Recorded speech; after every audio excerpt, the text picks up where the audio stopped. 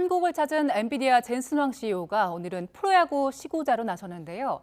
이렇게 AI와 반도체로 분위기를 한껏 띄우고 있지만 정작 시장에선 내일 검은 월요일이 되지 않을까 하는 우려가 큰 상황입니다. 관련해서 이정환 한양대 경제금융학부 교수와 함께 짚어보겠습니다. 어서 오세요. 네, 젠슨 황 CEO가 금요일에 한국 도착해서 굉장히 바쁜 일정 이어가고 있는데 이제 남은 일정 중에서 교수님 어떤 부분 눈여겨보세요? 사실 이제 사람들이 가장 관심 있어 하는 부분은 아무래도 이제 야구장에서 시구를 하는 것에 대해서 관심이 많다라고 보시면 될 것 같고요. 이제 젠슨 황 CEO가 어떤 시구를 하고 시타를 아마 박정원 회장, 두산의 박정원 회장이 시타를 하지 않을까라는 굉장히 이제 또 재미있는 이벤트가 있죠. 사실 뭐 젠슨 황 CEO가 오면은 이벤트들을 굉장히 재미있는 거 많이 만들어냅니다. 사실 게임 업계에서 가장 핫한 페이커 같은 유명 게이머를 만난다든지 PC방에서 이런 것들을 주도하고 흔히 말하는 유키즈 온더 블럭 같은 이런 엔터테인먼트 프로그램도 녹화하고 이런 것들이 굉장히 재밌게 많이 한다라고 보시면 될 것 같고 아마 이게 끝이 결국은 이제 야구장 시구로 끝나지 않을까. 왜냐하면 야구장 시구란 것은 중계 방송이 다 되는 것인데다가 사람들의 이미 관심도가 높아졌기 때문에 엔비디아가 한국과 특히 두산과 관련이 깊어질 것이다라는 것을 굉장히 잘 나타내준 이벤트로 나타나지 않을까 이렇게 생각을 하고 있습니다. 이벤트 일정 보면 기획을 참 잘한 것 같아요. 이번 방한 일정 중에서 가장 큰 화제가 됐던 게 그 삼겹살 소주 회식이었는데 국내 대기업 수장들도 다 모였고요. 함께 삼겹살과 소주를 마셨는데 저희가 그 모습을 정리하고 왔습니다. 한번 그 모습 보고 오시죠.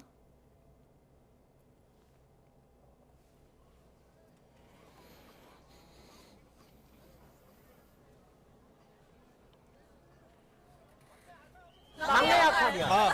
고기 열심히 구웠어. 빵. Like PC 빵. 빵.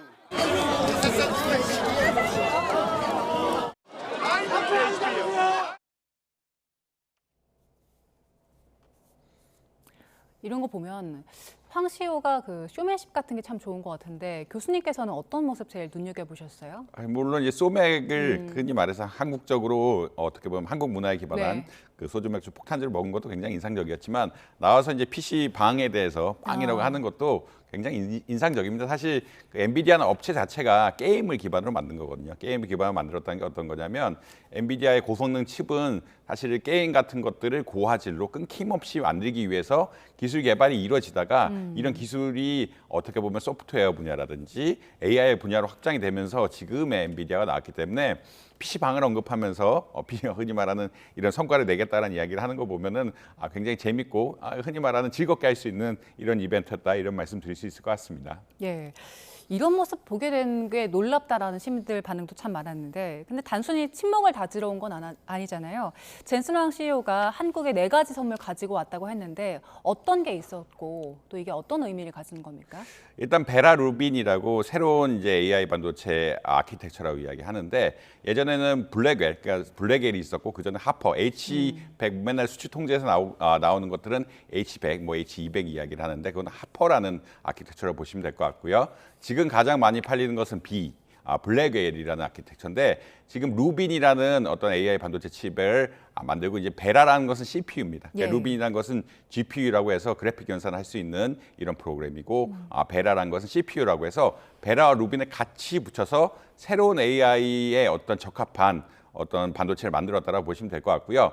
왜 이게 중요하냐면 GPU 같은 경우, 루빈 같은 경우에는 학습을 주로 하고요. CPU, 베라 부분은 아무래도 이런 연산 같은 것들을 컨트롤하는 역할, 그러니까 중앙 처리 장치라고 이야기해서 이런 것을 얼로케이션 해주는 역할을 하는데 이제 베라, 루빈을 합쳐서 새로운 형태. 과거에는 뭐 그레이스, 블랙에 이런 것도 있었지만 이제 베라, 루빈은 완전히 새로운 어떤 엔비디아 GPU가 나온다라고 아마 보시면 될 것 같습니다. 그리고 밑에 나오는 건 베라인데 결국 베라하고 루빈이 합친 게 베라 루빈이기 때문에 중앙 처리 장치라고 보시면 될 것 같고 그다음에 엔비디아의 첫 노트북이라고 할 수 있는 뭐 RTX 스파크라든지 아니면 제슨 토르, 그러니까 로봇 전용 AI 슈퍼컴퓨터라고 이야기하는데 결국은 AI를 개인이 할 수 있게 하겠다. 이런 것이 어떻게 보면은 개인이 중앙 GPU 같은 것도 연결해서 큰 걸 할 수 있겠다라고 만든 것이 RTX 스파크라고 보시면 될 것 같고 이런 피지컬 AI 같은 것, 로봇이라든지 이런 것들을 전문적으로 할 수 있게끔 하는 것들이 제슨 토르. 그러니까 엔비디아가 가진 비즈니스 라인업들이 굉장히 커지고 있다라고 보시면 될 것 같고요.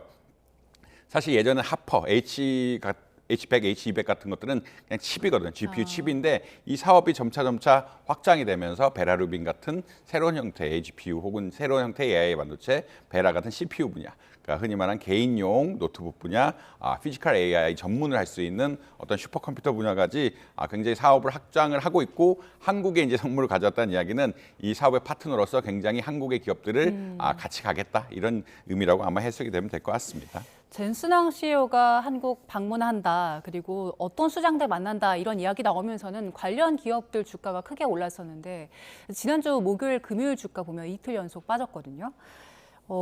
기대감은 큰 것 같은데 증시 왜 이렇게 움직이는 겁니까? 뭐 일단은 기대감이 높지만 네. 아무래도 기대감이 선반영됐다라는 이야기는 드릴 수 있을 것 같고요.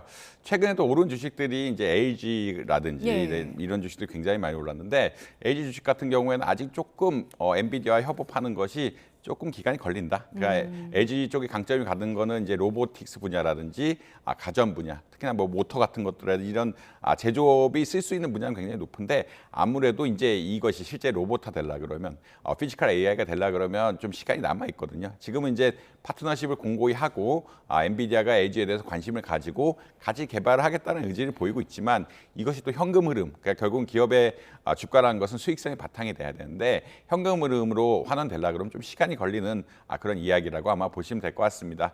두산도 마찬가지인데 두산 역시 이제 아무래도 실제로 공급하는 두산 역시 그 엔비디아 반도체 동판 같은 거 공급하거든요. 예. 그 부분은 굉장히 발전할 수 있겠지만 로보틱스 분야는 아무래도 또 좀 문제가 된, 흔히 말해서 좀 느리게 발전할 수밖에 없는 이런 영역이기 때문에 주가가 혼란이 일어날 수밖에 없다고 말씀드릴 수 있을 것 같고요.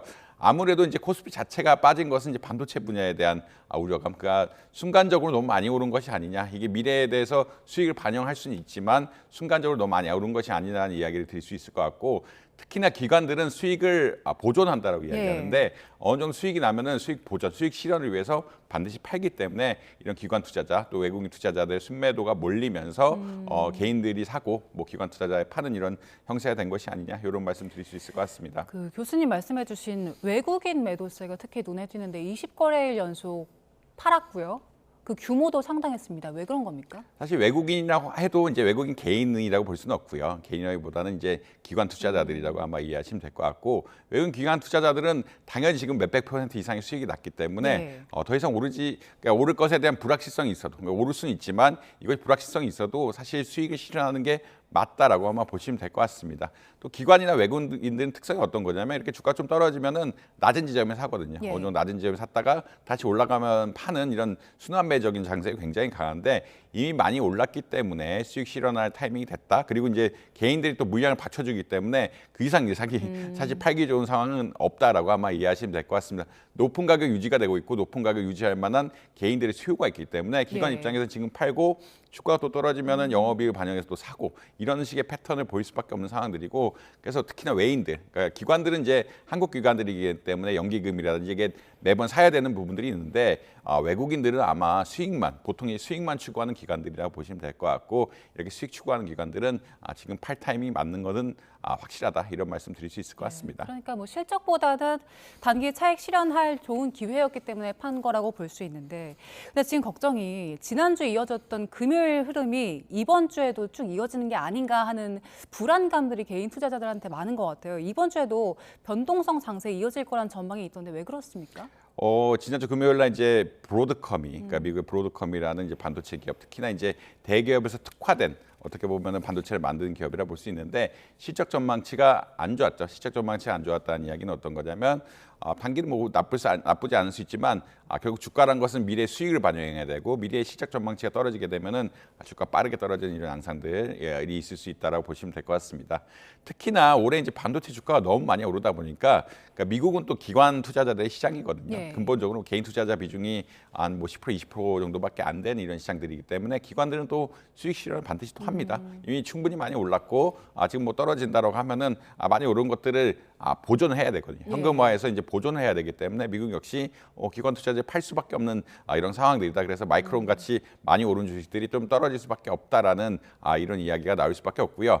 반도체 지수 역시 마찬가지인데 너무나 이제 반도체가 좋아서 많이 올랐기 때문에 조정을 받을 수밖에 없는 이런 상황이 됐다. 지금 계속 몇 주째 연속 오르고 있고 예. S&P 500이 역사적 최고치를 경신하고 있는 양상들이기 때문에 한번 조정 오는 타이밍이 맞는 것 같다라는 말씀은 드릴 수 있을 것 같습니다. 특히나 이제 워낙 실적에 대한 기대감들, 이런 AI 반도체 업체들에 대한 실적 기대감이 높기 때문에 이 기대감을 충족시키지 못한다 그러면 또 주가가 반응하게 되는 이런 양상들이 계속될 것 같고, 이런 변동성에 이런 사실 현실의 실적이 아니라 미래의 실적에 대한 기대감들이 굉장히 높기 때문에 이 불확실한 상황들이 반영이 되게 되면은 주가가 흔들릴 수밖에 없는 이런 상황들이다. 그리고 그 근반에는 주가가 너무 많이 오른 것들이 있다. 그러니까 뭐 기관들이 팔아야 될 인센티브들이 굉장히 많다. 이런 말씀 드려야 될 것 같습니다.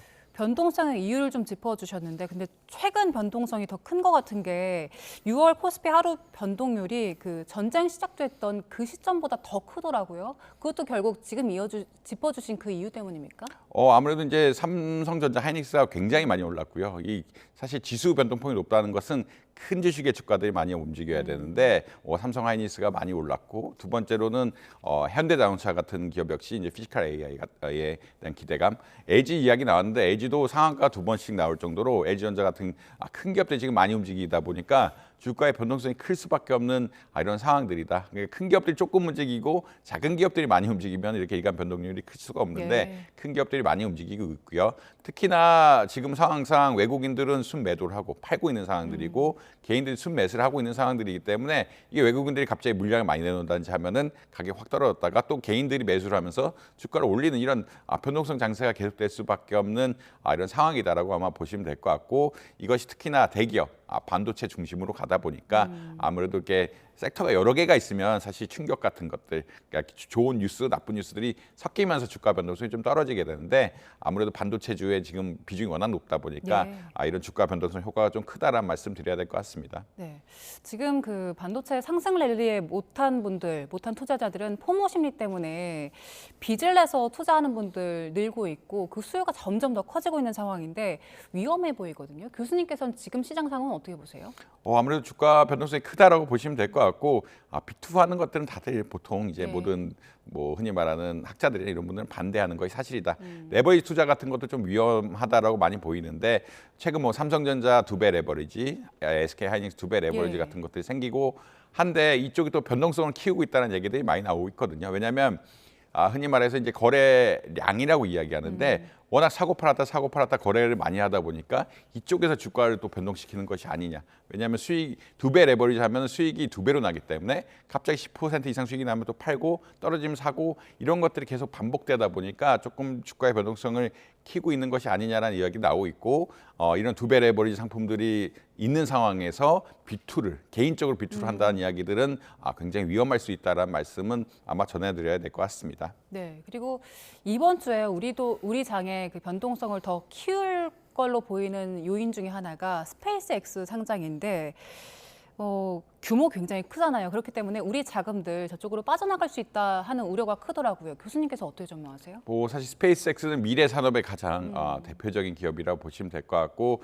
이제 6월 12일 날 상장할 것이라 예측을 하고 있기 때문에 기업 가치가 지금 3천조죠. 예. 3천조라 우리나라 지금 삼성전자 한 2천조 대인데 이게 3천조라고 이야기할 정도로 나오고 있으니까 워낙 큰 규모다라고 아마 보시면 될 것 같습니다. 그만큼 덩치가 큰 기업이니까 우리나라 투자 자금도 몰려갈 것이 아니냐라는 이야기들이 나오고 있고요.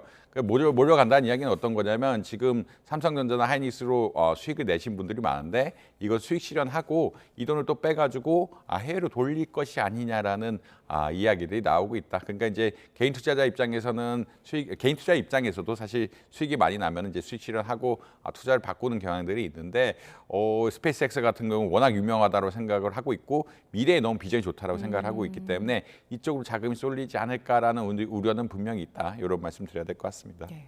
지금 환율 상황도 심각해서 이 부분 짚어봐야 될 것 같은데 원달러 환율 그 야간에는 1,560원도 뚫었다고 하더라고요. 지금 환율 왜 이렇게 계속 높게 가는 겁니까? 이게 글로벌 금융 위기보다 2008년 위기보다 좀 높고 물론 이제 1997년 외환 위기보다 좀 낮은 수준이라고 할 수가 있긴 한데 아무래도 돈을 빼가는 것이 좀 크다. 돈을 빼가는 것이 크다라는 이슈는 아마 드릴 수 있을 것 같습니다. 누가 빼가냐면 앵커님 말씀하신 대로 외국인 투자자들이 많이 빼고가고 있다라고 보시면 될 것 같고 올해 뭐 1,200조 원 가량 빼갔다라고 이야기하고 있는데 규모가 어마어마한 규모이기 때문에 이것을 막기가 어렵다. 특히나 이게 어떤 메커니즘이냐면 예전에 2,000대 이게 삼성전자, 그러니까 사실 코스피 지수가 2,000대 삼성전자 하고 지금 8,000이 되다 보니까 그때 들어온 달러랑 지금 들어온 달러가 규모가 굉장히 다르다. 공급할 때는 2,000원만, 그러니까 2,000에 공급해서 빼나갈 때는 8,000에 빼나가야 되기 때문에 8,000에 빼나간다는 얘기는 기존에 어떤 들었던 달러 공급에 한 4배는 빼나가야 된다는 이야기거든요. 그런 이야기는 어떤 거냐면 결국은 수익을 실현하는 수준이 굉장히 높기 때문에 예전에 달러 쌓아왔던 것에 비해서 너무 많이 나가야 된다는 것이 가장 큰 이슈다라고 말씀드릴 수 있겠습니다. 네. 이렇게 빠져나가는 수요가 많기 때문에 이제 사실은 조금 정부에서도 우려를 하면서 이게 좀 걱정한 양상이라고 아마 이해하시면 될 것 같고 예. 뭐 이걸 사실 수요가 많기 때문에 또 정부에서 적절하게 관리하는 것도 좀 어려운 상황이긴 하다라는 이런 말씀 역시 드려야 될 것 같습니다. 그 외환 당국에서 구두 개입을 하긴 했는데 그 효과가 그다지 있어 보이지는 않더라고요. 이건 어떻게 대응해야 됩니까? 사실 이제 구두 개입이란 것은 보통 외환 시장의 변동성을 좀 줄이기 위한 제도라고 보시면 될 것 같고 특히나 투기적 수요가 몰렸을 때 환에 대해서 투기적 수요가 몰렸을 때 효과를 굉장히 크게 발휘한 정책이라고 보시면 될 것 같습니다. 예. 근데 아까 말씀드린 것처럼 지금 뭐 투자를 2,000에 하고 지금 빼나가는 건 8,000 수준에 빼나가고 있는 이런 양상들이기 때문에 워낙 달러에 대한 수요가 늘었다라고 보시면 될 것 같고 그만큼 이제 6천만큼 오른 것에 대해서 원화가 늘어나 있고 그걸 달러로 바꿔가다 보니까 달러의 수급을 못 맞추는 상황들이라고 아마 이해하시면 될 것 같고요. 다만 이제 이것이 정부라든지 뭐 한국에서는 보기에는 일시적이다. 결국은 8,000대 다 빼나가면은 그 이후부터는 흔히 말하는 달러 유출 수요가 좀 줄어들기 때문에 달러 공급 같은 것도 좀 원활해지지 않을 거냐라는 의견들이 있다. 왜냐하면 한국의 반도체 수출이 워낙 좋기 때문에 네. 계속 수출로 들어온 돈들이 굉장히 많이 쌓이고 있기 때문에 이게 일시적인 현상. 그러니까 이렇게까지 빠르게 올라가는 것들은 투자 수요가 몰려서 그런 거라고 생각을 하고 있고 이 투자 수요가 몰려서 그런 거기 때문에 일시적으로 지금 많이 올라간 것이 아니냐 이런 의견은 지배적인 것 같다 이런 말씀 드려야 될 것 같습니다. 예. 그래서 지금 신현송 총재 같은 경우에도 뭐 물가도 높은 상황이고 고환율이기 때문에 결국에 금리 올릴 것이다라는 신호를 내비쳤잖아요. 금리 이제 7월 달에 올리게 되면 지금 이 환율 상황은 어느 정도 좀 잡을 수 있습니까? 사실 6월에는 금통위가 없기 때문에 예. 이제 통화 정책을 7월 혹은 8월에 해야 되는 거라고 보시면 될 것 같고 7월 혹은 8월 중에는 한 번은 올릴 거다라고 예측하는 분들이 굉장히 많다라고 아마 이해하시면 될 것 같습니다. 왜냐하면 이제 GDP 성장률이 높고요. GDP 성장률이 반도체 분야에 워낙 잘 되고 있기 때문에 성장률 자체가 높고 그다음에 물가 상승 압력이 있죠. 소비자 물가 지수 3% 이상이 되면서 물가 상승 압력이 있는 데다가 환율이 사실 좀 올라가고 있는 양상들이기 때문에 네. 우리가 금리를 올릴 만한 환경들은 많이 조성이 되어 있고 적극적으로 이런 것을 올려가지고 특히나 하반기 부동산까지 문제가 되는데 금리를 올리게 되면은 부동산 문제까지 좀 해결할 수 있는 긍정적인 영향이 있기 때문에 올릴 거라고 많이 예측을 하고 있다라고 보시면 될 것 같고 예. 근데 이제 이 올려서 효과가 이제 환율의 효과가 있을 거냐는 미국이 또 올릴 거냐 말 거냐에 대해 굉장히 의존을 하고 있기 때문에 미국 역시 사실 올해 금리를 인하할 것이라고 생각을 했는데 이러한 흔히 말해서 이란 미국 전쟁이 터지고 그다음에 반도체 주가 같은 것들이 너무 좋고 고용 역시 나쁘지가 않은 예. 상태이기 때문에 금리를 오히려 올려야 되는 것이 아니냐라는 의견들이 또 나오고 있다. 그렇게 아마 이해하시면 될 것 같습니다. 그러니까 이제 물론 트럼프 행정부에서는 금리 낮추려고 하지만 금리 낮추는 건 거의 불가능할 것 같고 오히려 올리자는 이야기까지 나오고 있기 때문에 한국과 미국의 어떤 금리에 대한 어떤 기대감 이런 것들이 흔히 말하는 환율에 반영이 될 것이고 예. 이 환율이란 것이 결국은 이 수준의 차이 그리고 기대감의 차이에 의해서 결정되는 거기 때문에 얼마나 미국이 유지하거나 올릴 수 있느냐 또 한국이 얼마나 유지하거나 올릴 수 있느냐에 따라서 결정이 되지 않을까 이렇게 생각하고 있습니다. 그 워시가 이번 달에 그 FOMC 회의 주재하면 금리 오를 가능성이 높다고 보세요? 인하할 가능성이 높다고 보세요? 뭐 인하할 가능성은 사실 거의 없는 것 같고요. 그러니까 사실 왜냐하면 이 아무래도 지표란 것이 있는데 지표가 지금 너무 이제 미국의 고용 시장 같은 것들이 좋게 나오고 있어서 그리고 인플레이션율 자체도 유가 때문이긴 하지만 많이 오르고 있는 상태라서 예. 사실 금리 내리기는 쉽지 않은 것 같다라는 의견들이 나오고 있다. 물론 이제 트럼프 행정부에서는 금리를 낮추면서 경기를 부양하고자 하지만 예. 인플레이션 압력, 어떤 실업에 대한 문제를 다 고려해 보면은 뭐 내리기는 적어도 어렵지 않을까라는 의견들이 지배적이고 다만 이제 워낙 사실 올릴 수도 있는 타이밍인데 예. 행정부에서 이런 것에 대해서 굉장히 불만이 많다 보니까 금리를 뭐 올리기도 또 어려운 상황인데 유지를 할 가능성이 높지 않을까 이렇게 생각을 하고 있습니다. 예, 알겠습니다. 자, 경제의 다양한 이슈들 함께 짚어봤는데요. 지금까지 이정환 한양대 경제금융학부 교수와 함께했습니다. 고맙습니다.